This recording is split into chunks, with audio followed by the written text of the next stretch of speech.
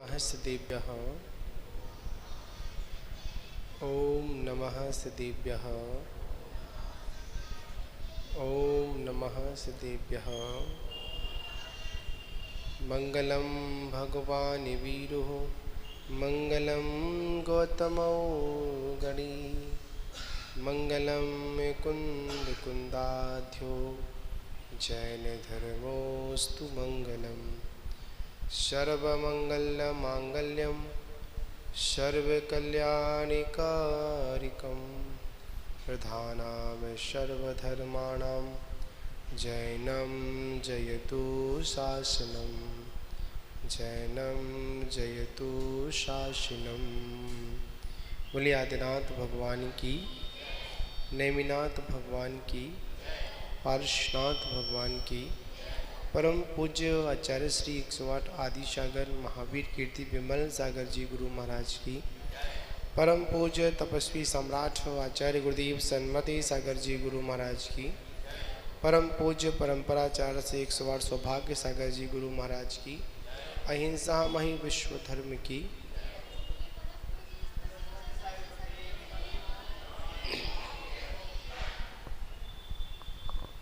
मान बाबू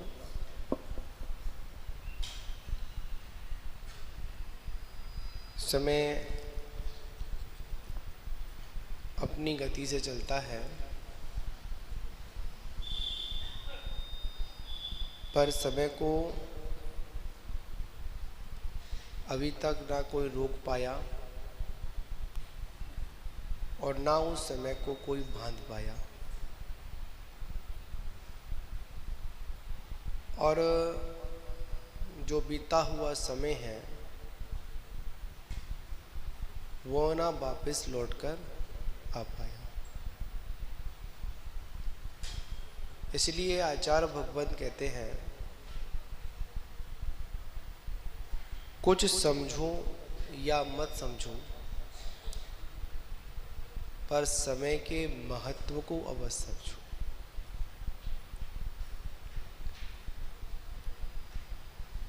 हाथ में घड़ी बांधना बहुत आसान है, पर समय को बांधना, जितना घड़ी को बांधना आसान है उससे कई गुना ज़्यादा समय को बांधना कठिन है, संभव ही नहीं है।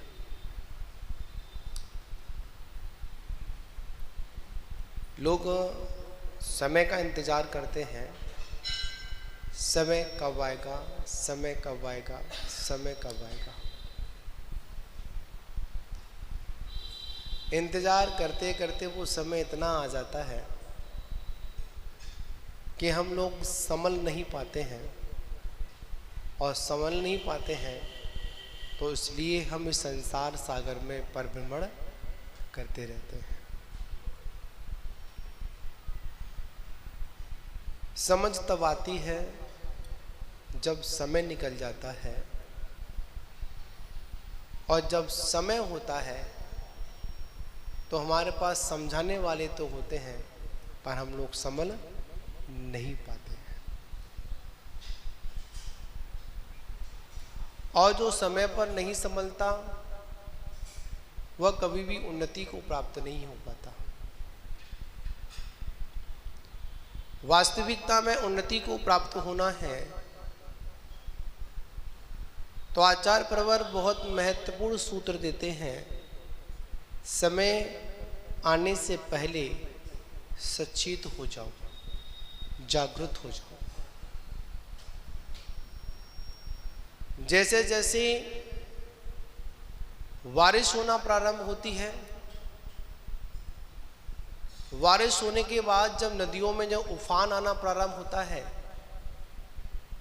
तो मौसम विभाग के अनुसार आपको अलर्ट किया जाता है, सचेत किया जाता है कि आप नदी के किनारे हैं, अपने अपने स्थानों को क्या करें, परिवर्तन करें, इधर से उधर निकल जाएं।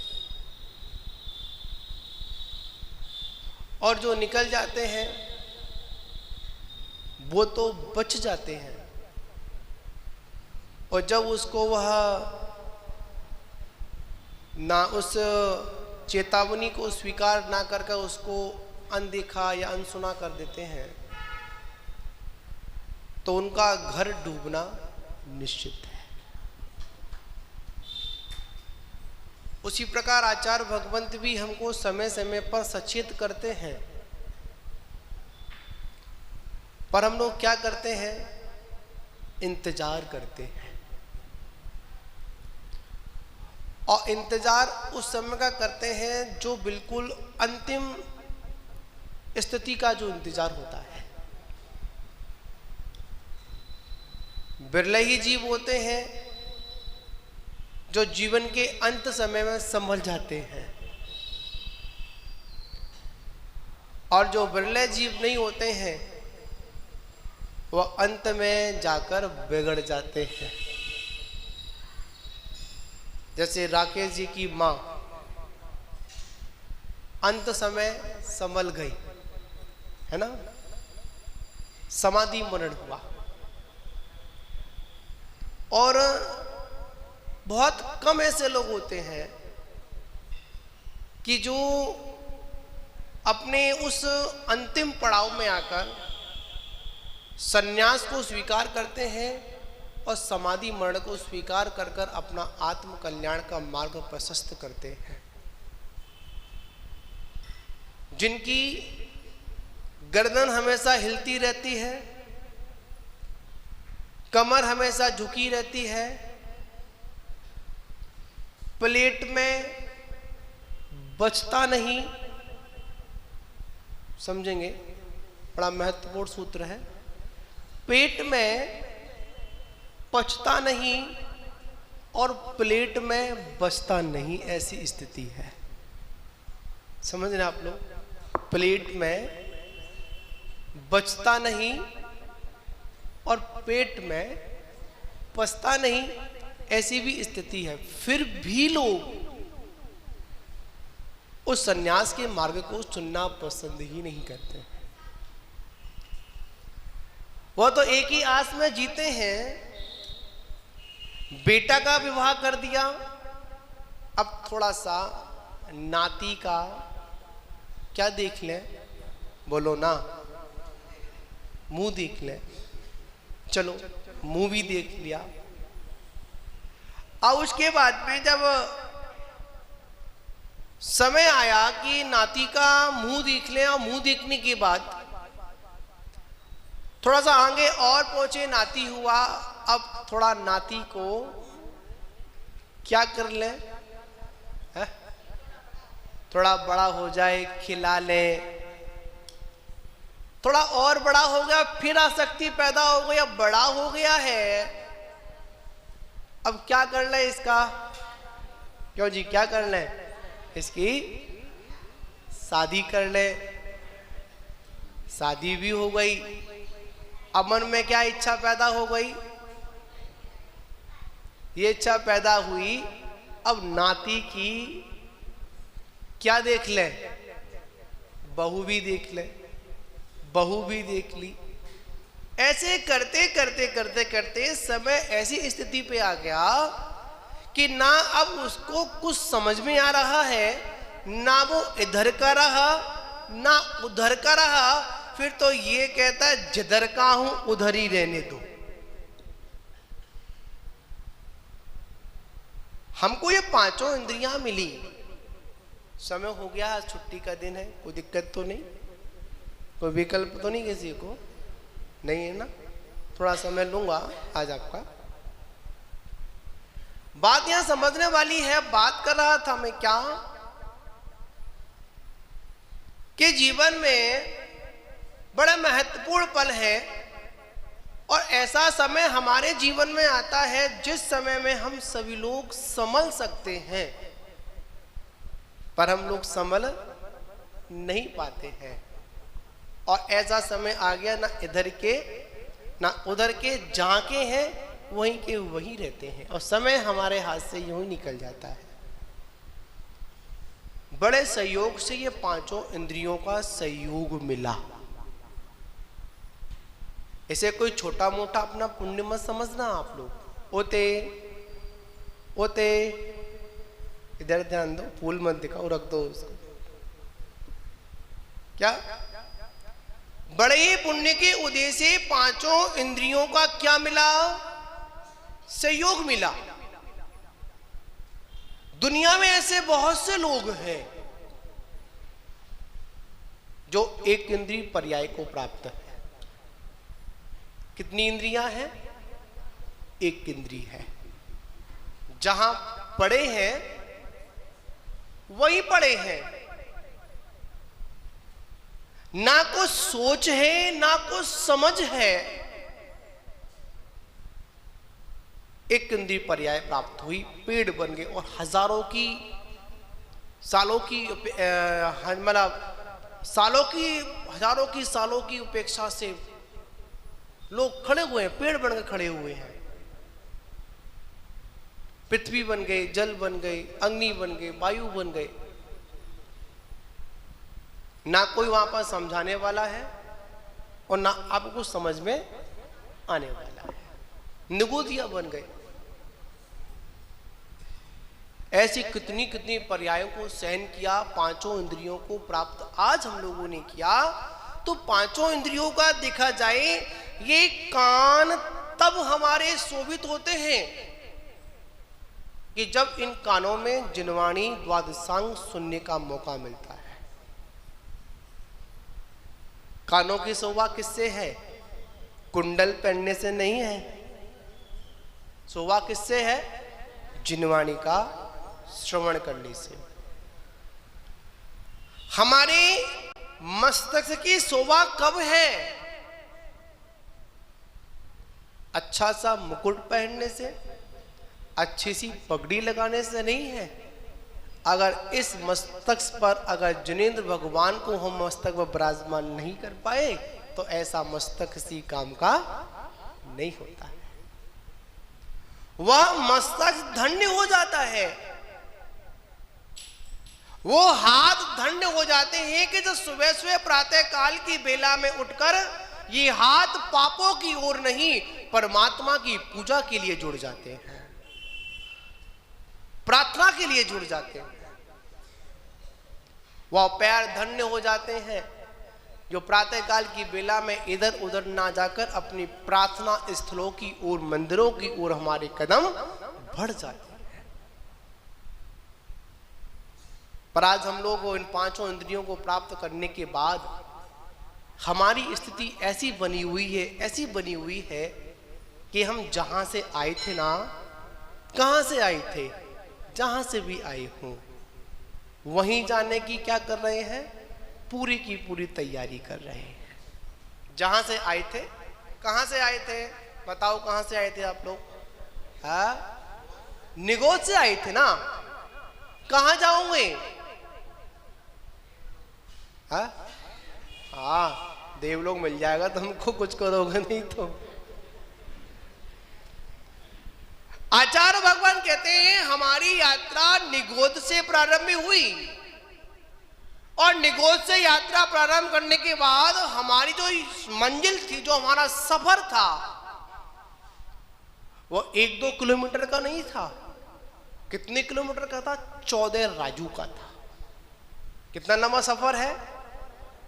जब निगोद से निकले थे और जब निगोद से जब निकले थे तो यही भावना कहकर कि परमात्मा मैं आपकी इतनी भक्ति करूंगा, इतनी आराधना करूंगा, इतना संयम को स्वीकार करूंगा कि एक बार दिला दो, उसके बाद में क्या करूंगा? सीधा का सीधा अपनी मंजिल की ओर जाऊंगा। जैसे ही निगोद से निकले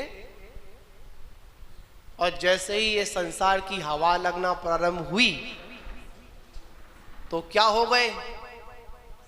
सब उल्ट गए। क्या हो गए? कितनी कितनी असहनीय वेदनाओं को सहन किया। त्रंच पर्याय में गए, नरक पर्याय में गए, अनेक अनेक देव पर्याय में भी गए, अनेक अनेक पर्यायों में गए, अनेक अनेक दुखों को भोगा, फिर भी हम संभले नहीं और समय को यूं ही हमने निकाल दिया। यात्रा करते करते 7 राजू यात्रा कर कर हम मध्य लोक में आ गए। कहाँ आ गए? मध्य लोक में आ गए। जितना ही ऊपर जाना है उतना ही कहाँ जाना है? बोलो ना एक बार, कहाँ जाना है? जोर से बोलो। नीचे जाना ना। जितना ऊपर जाना है, कहाँ जाना बाबा जी? उतना ही नीचे जाना है। अब विचार आपके पास है, आपको कहां जाना है? नीचे जाना है, दूरियां उतनी है।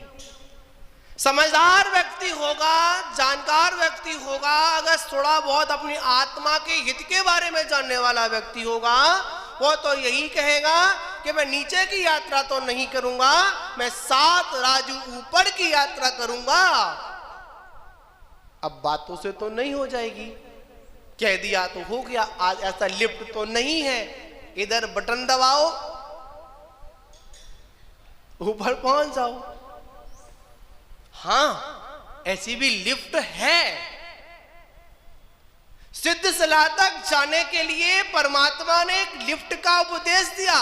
वह लिफ्ट यह है, संयम की लिफ्ट में आकर बैठ जाओ और गुप्तियों का बटन दबाते चले जाओ तो आपको निश्चित मोक्ष रूपी मंजिल आपको अवश्य मिलेगी। इससे कोई आपको वंचित नहीं कर सकता है, पर संयम की लिफ्ट में तो बैठना पड़ेगा। गुप्तियों का बटन क्या करना पड़ेगा? जब तक बटन नहीं दबाओगे, जब तक गेट भी बंद होने वाला नहीं है। महाराज बैठ तो गए पर लिफ्ट चली ही नहीं। एक बार एक बच्चे ने बहुत अच्छा एक व्यंग सुनाया, बहुत एक जिसको अपन एक कह सकते हैं सामाजिक भाषा में एक जोक कह सकते हैं। एक ज्यादा होशियार व्यक्ति था। कैसा था? ओके, कैसा व्यक्ति था? होशियार, जैसे तुम्हारे पापा हैं। कैसे? बड़ा होशियार व्यक्ति था और ट्रेन का सफर करने वाला था। रिजर्वेशन था नहीं, चढ़ गया डिब्बे में। और डिब्बे में चढ़ा तो उसने युक्ति निकाली कि अब सीट कहां से मिले।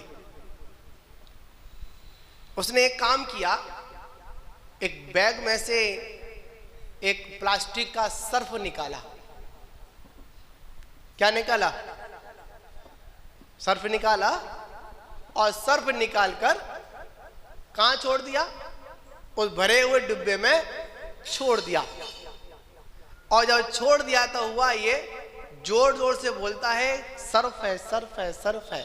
और जैसे ही सर्फ आया, जो इस सर्फ का नाम सुनते ही पूरा का वो डिब्बा खाली।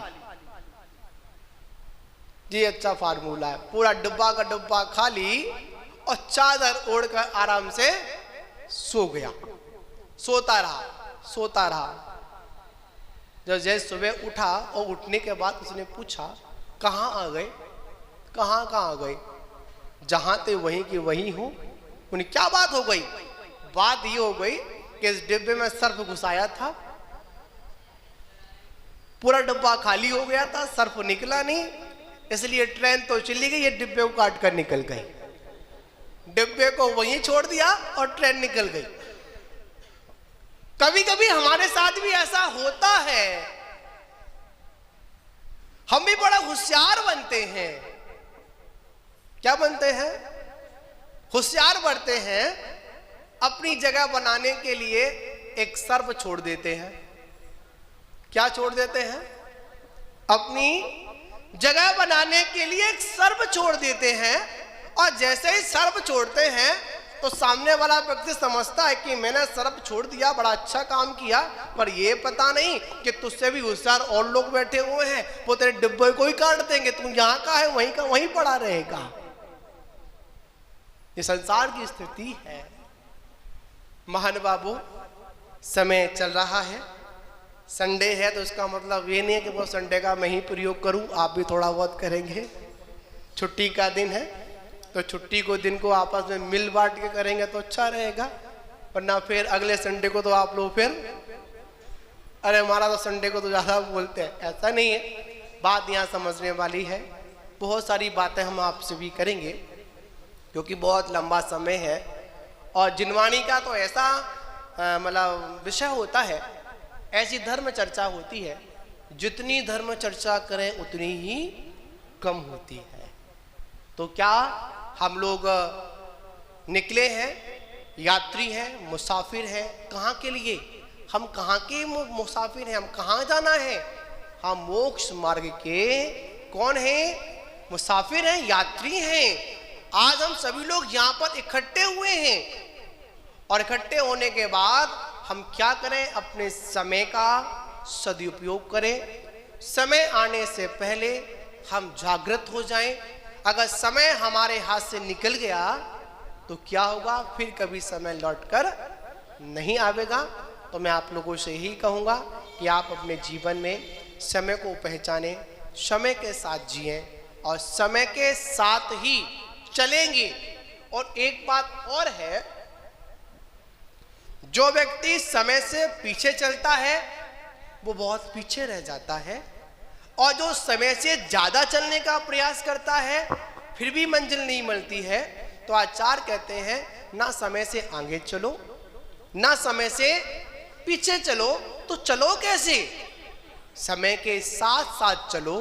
जब समय का साथ होगा तो निश्चित आप लोगों का आत्मा का विकास होगा, और अगर आप साथ साथ नहीं चलेंगे तो आत्मा का विकास होने वाला नहीं है। जय बोलो महावीर भगवान की।